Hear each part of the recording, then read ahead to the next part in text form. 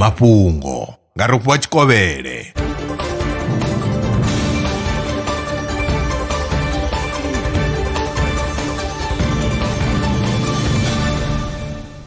Lokovhela ndi madekwana hu khou tevhela mafhungo. Vhorasaintsi u bva Yunivesithi ya Cambridge vha ri vho bveledza dzheleni ya ḓo thusa vhathu vhane vha tambudzwa nga vhulwadze ha marambo.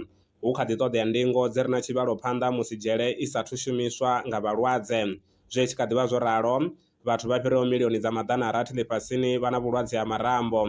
Tsedzuluso yo anḓadzwa kha Journal of the American Chemical Society. Kha ngudo ntswa yo gandiswaho kha Journal ya Nature Communications, vhasedzulusi u bva South Korea vha ri tshanduko ya kilima i ḓo engedza zwiwo zwa gomelelo kha miṅwaha ya 15 i ḓaho. Vha ri izwi zwi ḓo livhisa kha ṱhahelelo khulwane ya maḓi, zwine zwa ḓo kwama nḓisedzo ya maḓi kha vhupo ha dziḓoroboni na u hoṱefhadza sekithara ya vhulimi ḽifhasini. Vhasedzulusi vho shumisa modele wa kilima wa tshizwino u kuvhanganya data. Vha Eyes of the Nation vho khoḓa vha tshumela tshipholisa vunḓuni ḽa Limpopo kha zwe vha kona u fara vhagwevha muhumbulela we a tshipa ṅwananyana wa miṅwaha ya 13 vhuponi ha Xara Mushwana fhasi ha tshiṱitshi tsha mapholisa tsha Matlala. Hu khou pfi vho Polias Ṅwepe vha miṅwaha ya 14 vho tshipa uyo ṅwana nga ḓuvha ḽa vhufumi ṅwedzi wa Ṱhangule nga ṅwaha wa 2002 kha zwe vha tou mutevhelela a tshi khou bva hayani vha muthivha mulomo vha ṱuwa naye phanḓa musi vha tshi ita vhuṱudzi uvho. Mulandu wo ḓo vhigiwa tshiṱitshini tsha mapholisa tsha Matlala wa fhedza u khou fhiriselwa kha milandu ya zwa khakhathi dza miṱani, tsireledzo ya vhana khathihi na ya u tambudzwa lwa vhudzekani ngei Seshego. Zwo ralo, nga ḽavhuṋa vhege yo fhelaho khothe ya madzhisiṱiraṱa wa Seshego yo vha wana mulandu vha fhedza vha tshi khou gwevhela u dzula dzhele vhutshilo havho hoṱhe. Vha Eyes of the Nation vho sumbedza u takadzwa nga tshigovho itsho kha zwine vha ri zwi ḓo rumela mulaedza kha vhaṅwe vha dzia vhutshinyi vhane vha kha ḓi vha hone. Vho Jacqueline Kolanyane u bva kha Eyes of the Nation vha ṱalutshedza. The Eyes of the Nation welcomes the tedious sentencing of a rapist, Polias Ṅwepe, aged 44, to life imprisonment for raping a 13-year-old victim at Garamushwana village in the Matlala policing precinct.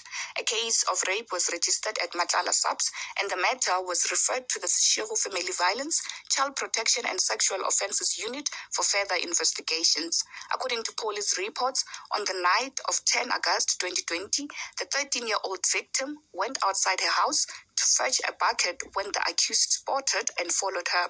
He grabbed the victim and covered her mouth with his hands before taking her to his residence, where he raped her and threatened to kill her if she disclosed the ordeal.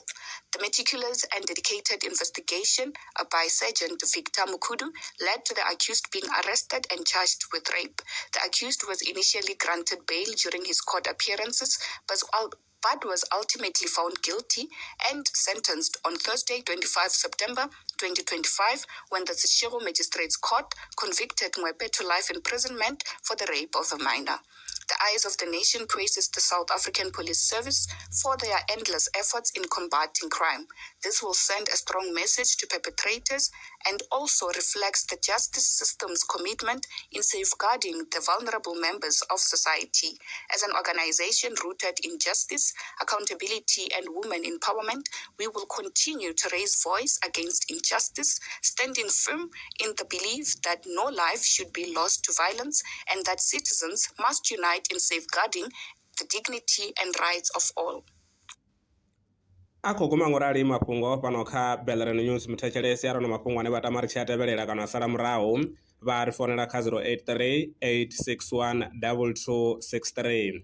Maṅwe mafhungo ndi vhavhelana o tshifhingani tshiḓaho. Lwa miṅwaha I fhiraho fusumbe dzina ḽithihi fhedzi ḽi ḽone ḽi bvaho phanḓa khou endedza vhadzulapo vha ḽa Afrika Tshipembe. Mulaudzi Transport Service ndi khamphani yavho ine ya vha endedza u ya na u vhuya mishumoni nyendo dza kule na tsini hu tshi katela na u welekanya mikano ya mashango a tsini na Afrika Tshipembe. Ri vha endedza vha swika hune vha khou ya vho tsireledzea. Arali vha tshi ṱoḓa u bva nga tshigwada u dzhenelela vhuṱambo vhufhio na vhufhio kha vha ri fhulufhele ngauri ri ḓo vha swikisa nga tshifhinga. Vha nga ri kwama kha nomboro dzi tevhelaho 083 227 0606. Mulaudzi Transport Service. No place is too far to reach. zwino ri tshi khou amba vha nga vha sa ḓivhi uri masheleni a u tandulula thaidzo ine vha vha nayo vha ṱo a wana gai vha songo tsha ṱwa vha tshi renga nga ṱhoho lini. Bilderand Brands i hanefha tsini na vhone ri ḓo vha thusa u bva kha 500 u swika kha 4000 randa. Riṋe ri khou ṱoḓa tshiḽipi tsha muholo, khophi ya basa, 3 months bank statement na proof of residence. U bva afho tshelede i khou ṋamba ya dzheniswa nga murahu ha zwiminetse nyana. Kha vha rumele WhatsApp zwino 072 019 5843. Bilderand Brands ndi vha hadzimiso masheleni vho ḓi ṅwaliselaho.